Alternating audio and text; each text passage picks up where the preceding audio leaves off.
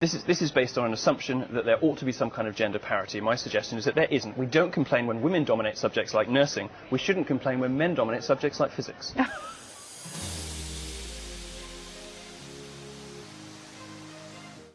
Welcome back to the Political Trends YouTube channel. In today's video, we will be taking a look at the times SJW's freaked out on TV. But first, be sure to leave a like on the video and subscribe to the channel for more videos like this and so much more.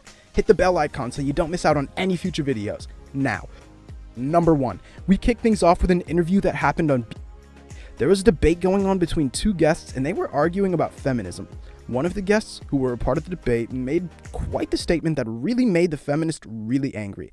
Let's just say things got really interesting from that point on. Really have a right to be treated respectfully. We are unfortunately running out of time, but Peter, I just want to get one final thought from you. Are there words that are used to describe men that offend you? Not particularly, and if there are some I don't like, I certainly wouldn't want them banned, but it always goes back to that old adage, sticks and stones may break my bones, but there will always be something to offend a feminist. Peter Lloyd. No, that's just obnoxious. Peter Sorry, Lloyd, you have to give me a I think chance we'll to let you respond to carry on that. this That is ridiculous. No, hang on, I won't do your show again if you don't. This angry feminist went as far as to threaten to never come back on the show if she was not going to be allowed to respond to this statement. One of the other side, though, the guy who made the statement had a big grin on his face as he witnessed the insane reaction from the feminist. Number 2. In this next clip, Milo is doing an interview in which the interviewer is asking him why it is that he hates the feminist movement. He even stops Milo from interrupting him at one moment. Let's just say this clip is quite controversial. A bit on, you really are against feminism. Before I let you do your piece, now my sense is that feminism, at least the way it started, was that women wanted equality. They wanted the same equality of opportunity that men had. There is no doubt that most of these roads in our society have been easier for men. I think you would argue that that's changed now. Yep. But so what do you think of the feminist movement? You were just kicked out of the Amber Rose Slut Walk 2 days ago. She was in your studio. She was here. The interviewer lets Milo share his opinion and then said that the demi movement isn't what it used to be and that it's changing and has moved from its original goal to give men and women equal rights. Here today. I'm so sorry we didn't run into her. She was here I would today. have given her a piece of my mind. Why would you hate feminists? Well, the picture you paint is perfectly accurate, or at least it was until perhaps 10, maybe 15 years ago. So only recently. It's changed very recently. I think most people instinctively agree with the equality of opportunity and equality of access for women. They want women to have the opportunity to do anything they want, to rise as high as a man if they're prepared to work as hard and put the same amount of hours in. And of course I agree with that. I think everybody agrees with that. That's not what modern intersectional third wave, as it's called, feminism is about, which seems to me, and I think to a lot of women too, primarily to be about man-hating. Number 3. Next, we have a feminist who got extremely triggered when a male news anchor poked fun at the fact that feminists get offended very easily. And well, she is a feminist and has gotten pretty offended right here, pretty easy, so is he wrong? The woman then became angry that she even threatened not to come back on the show. She was just proving the guy's point even more. Really have a right to be treated respectfully. We are unfortunately running out of time, but Peter, I just want to get one final thought from you. Are there words that are used to describe men that offend you? Not particularly, and if there are some I don't like, I certainly wouldn't want them banned, but it always goes back to that old adage, sticks and stones may break my bones, but there will always be something to offend a feminist. Peter Lloyd. No, that's just obnoxious. Peter Sorry, Lloyd, you have to give me a chance to respond to that. That is ridiculous.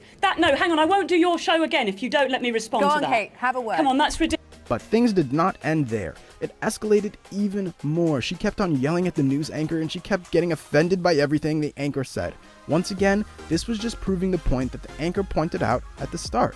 Feminists, as clearly seen on this occasion, can get offended pretty damn easily. Come on, that's ridiculous. I mean, first of all, to allow somebody on air, this is a women's rights movement. We're asking for equality, and to just come on and say that kind of thing. And secondly, he keeps saying this is a trivial issue, that it doesn't happen very often. The reality, as you know from talking to women in the street, is that they all have words that bother them. This is something that affects loads and loads of women, and if he's not affected by it, well, lucky him. And if he thinks he's going to take that privilege and just wander on air and say obnoxious things about a campaign for equality, then that is horrific. Number 4. Now we have a clip of a feminist saying that air conditioning is sexist and that the temperature is regulated to be comfortable to males and not females. Yes, you heard that right. Air conditioning. Yes, this is indeed real life. What was funny is that this woman apparently can't even read social cues because she fails to realize that the reporter seemed to be mocking her and making fun of her. It was just me that had a problem, but it turns out it's the air conditioning that's sexist. I know. So many women in our office have the exact same problem. You know, we just sit there absolutely freezing at our desks trying to type. You can probably tell I've got a cold right now, which I blame all on the AC. And so it's just so actually quite nice to see this research. It's just such a relief to know that there's actually proof that this is happening, that women, you know... Can we agree that there are much bigger problems in the world than who controls the air conditioner at work? How she made it this way onto Sky News to complain about this is quite incredible. Do feel the cold more than men, and that the AC in offices is normally regulated more for a male's temperature than a woman's. And it's an explanation for these constant battles you'll see in offices right across the country between the sexes for control of that office thermostat. Yeah, exactly. And I think, you know, one of the biggest problems is that often in offices, it is men who control temperatures. You know, that's just something I've found anecdotally. And because majority of the men in offices seem to be absolutely fine with the temperatures, you know, women kind of just sit there on the corner feeling absolutely frozen. And, you know, often, like, actually nothing's being done to help them. And, you know, it might sound like a bit of a silly, light-hearted issue, but actually it's really uncomfortable being... Number 5. Now we have Milo Yiannopoulos, who was once on a Sky News having a debate with a feminist. The feminist argued that women are not getting a lot of jobs in science, and it's because it's a male-dominated industry, and it makes women feel like they can't make it in this industry. Milo disagreed with this woman. Milo, though, had some stats of his own that went against the woman's argument. The stats show that it's easier for women to get themselves jobs than it is for men. They had a back and forth about it, but then at the end of the interview, Milo said something pretty funny to own the feminist. It's fair to say that the feminist was not pleased at all. This is based on an assumption that there ought to be some kind of gender parity. My suggestion is that there isn't. We don't complain when women dominate subjects like nursing. We shouldn't complain when men dominate subjects like physics. We're going to have to leave it there. We could chat for another hour on this, Milo. What Milo said even made the presenter laugh. It's a shame the show ended there because the plot would have thickened a lot more at that point. Number 6. Now, we end things off with a feminist who had a really long rant. She was basically complaining about certain things that a journalist wrote in an article a while back and how it was wrong and those things should have not been said. But when someone in the crowd posted a pretty good question at her, well, she had a bit of an egg on her face after hearing it. Is it not true that to have a different opinion isn't the same as telling other people that they shouldn't have or they can't have that opinion? Absolutely not. No.